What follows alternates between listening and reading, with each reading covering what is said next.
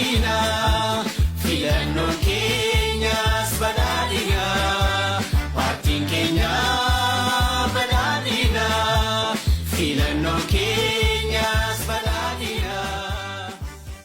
Ceetiniin ka dhufe kana mootu nuti teessifneetiniin akkuma sila kaa'aatiniin ture dhaabbilee gara garaatiin uumuudhaan boordi filannoo bilisa ta'e uumnee jirra. Akkasumas immootu mirga namummatti irrattillee komishinii mirga namummallee uumnee jira. Akkasumas bilisummaa mana murtillee akka jiraatu taasifnee jira. Kuni adeemsa keessatti cimeetiniin ka deemu. Kuni ka'umsarraayyuu badhaadhinni ka irratti yookiin haasawaa uummata wajjin marii osoo godhu paartilee biraa wajjin ka ala jirus ka as jiru wajjin marii godheetiniin kan fide.